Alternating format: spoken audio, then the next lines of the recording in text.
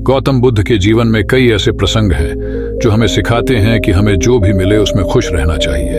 यह जीवन एक निरंतर संघर्ष है और हम अक्सर ऐसी चीजों के पीछे भागते हैं जो हमारे पास नहीं होती। परंतु बुद्ध का संदेश यही था कि सच्ची खुशी और शांति का मार्ग उसी में है जो हमारे पास है, न कि उन चीजों में जिनकी हमें लालसा होती है। इस कहानी में एक ऐसे व्यक्ति की यात्रा को चित्रित किया गया है जो अपने जीवन में असंतोष और दुखी रहने के कारण बुद्ध से मार्गदर्शन चाहता है।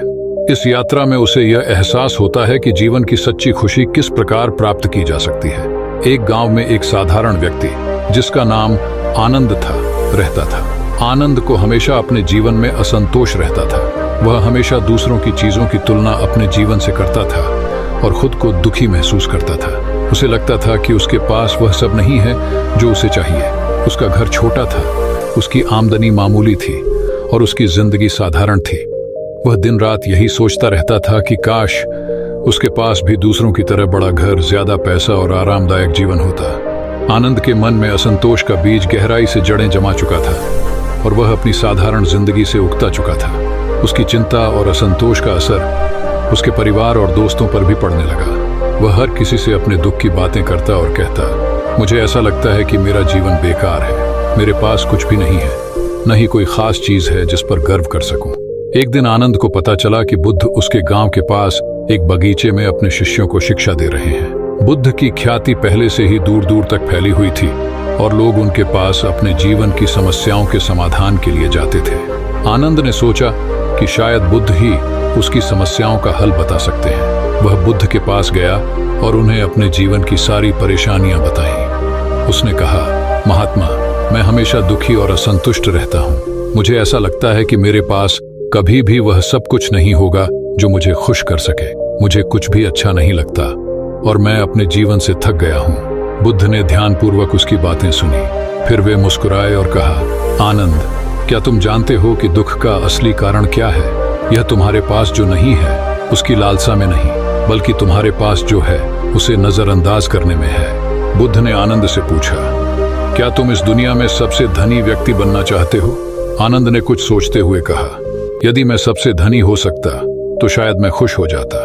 बुद्ध ने उसे पास की एक नदी के किनारे ले जाकर कहा, इस नदी में जितना जल है वह तुम्हारी इच्छाओं का प्रतीक है। जितना अधिक तुम पाओगे उतनी ही अधिक तुम्हारी प्यास बढ़ेगी। लेकिन सच्ची संपत्ति उस प्यास को मिटाने में नहीं, बल्कि यह समझने में है कि तुम्हारी असली जरूरत कितनी है। बुद्ध ने एक कथा सुनाई। एक राजा जिसे लगता था कि उसके पास सब कुछ है, फिर भी वह संतुष्ट नहीं था। उसने अपने राज्य में सभी प्रकार की विलासिताओं का आनंद लिया, फिर भी उसका दिल असंतोष से भरा रहता था। वह सोचता था कि और अधिक पाने से ही उसे शांति मिलेगी। एक दिन उसने एक साधु से मुलाकात की जो केवल एक छोटा कपड़ा पहने और एक कुटिया में रहता था, लेकिन साधु हमेशा खुश और शांत दिखता था। राजा ने पूछा, तुम्हारे पास कुछ भी नहीं है, फिर भी तुम कैसे इतने खुश हो? साधु ने कहा, राजा, मेरे पास बहुत कुछ है, क्योंकि मैं उस सब में खुश हूँ जो मेरे पास है। मैं वही चाहता हूँ जो मुझे मिलता है और मुझे वही मिलता है जो मुझे चाहिए। यह कहानी आनंद के दिल में गहरे उतरी। उसने समझा कि समस्या उसकी इच्छाओं में नहीं, बल्कि उन पर उसके नियंत्रण की कमी में थी। बुद्ध ने आनंद को सलाह दी कि वह एक अभ्यास करे। हर सुबह जब तुम जागो, उन चीजों के बारे में सोचो जो तुम्हारे पास हैं और जिनके लिए तुम आभारी हो, चाहे वह छोटी से छोटी चीज क्यों ना हो, उसकी सराहना करो। आनंद ने बुद्ध की यह बात मान ली और हर सुबह अपने जीवन के छोटे छोटे सुखों के बारे में सोचने लगा। वह अपने परिवार के साथ समय बिताने लगा, अपने काम में मेहनत करने लगा और जीवन के हर छोटे पल का आनंद लेने लगा।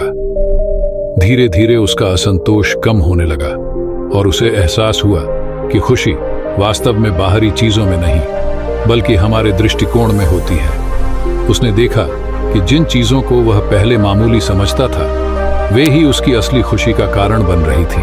अब जब वह दूसरों की चीजों की तुलना अपने जीवन से करता तो उसे कोई दुख नहीं होता, बल्कि उसे अपने जीवन में संतोष का अनुभव होता। आनंद ने समझा कि संसार की चीजें अस्थायी हैं। हम जितना भी पाने की कोशिश करें, हमारी इच्छाएं कभी खत्म नहीं होती। लेकिन अगर हम उन चीजों में संतोष करना सीख लें जो हमारे पास हैं, तो हम सच्ची खुशी पा सकते हैं। बुद्ध ने आनंद से कहा, संतोष एक ऐसी दौलत है जिसे न कोई चुरा सकता है, न ही वह किसी वस्त्र या आभूषण की तरह खो सकती है। ये केवल तुम्हारे अंदर से आती है। अगर तुम इसमें कुशल हो जाओ तो कोई भी चीज तुम्हें दुखी नहीं कर सकती। आनंद ने इस बात को मन में गहराई से उतार लिया और अब वह एक संतुष्ट और शांतिपूर्ण जीवन जीने लगा। वह समझ गया था कि खुशी बाहरी संपत्ति या भौतिक चीजों से नहीं आती, बल्कि आत्मिक संतोष से आती है। कुछ महीनों बाद आनंद के जीवन में अद्भुत परिवर्तन हो चुके थे। अब वह पहले की तरह असंतुष्ट नहीं था। उसने अपने काम में संतुष्टि पाई, अपने परिवार के साथ बिताए हर पल का आनंद लिया और अपने दोस्तों के साथ मिलकर जीवन की छोटी छोटी खुशियों का जश्न मनाया। वह जान गया था कि जो भी हमें मिलता है वह किसी न किसी कारण से मिलता है। अगर हम इसे खुशी से स्वीकार करते हैं तो जीवन हमें और भी अद्भुत उपहार देता है। इस कहानी के माध्यम से आनंद ने सीखा कि खुशी उन चीजों में नहीं छिपी है जो हमारे पास नहीं है, बल्कि उन चीजों में है जो हमारे पास है। संतोष एक मानसिक स्थिति है और जब हम इसे समझ लेते हैं तो जीवन की हर परिस्थिति में खुशी पाना संभव हो जाता है। गौतम बुद्ध का संदेश स्पष्ट था, जो भी मिले उसमें खुश रहना सीखो, क्योंकि यही सच्चा सुख है। अगर हम इसे अपना लें तो जीवन की हर चुनौती और मुश्किल भी हमारे लिए एक नए अनुभव का अवसर बन जाएगी और हम हर दिन को एक नई रोशनी में देख पाएंगे।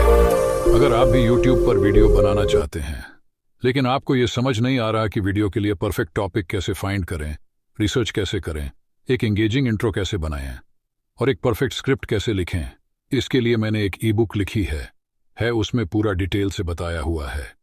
इससे अधिक जानकारी के लिए नीचे डिस्क्रिप्शन में एक लिंक दिया हुआ है, उस पर क्लिक करके नीचे स्क्रॉल करो, वहां पे कॉन्टेक्ट नंबर दिया हुआ है, वहां मैसेज कर सकते हो।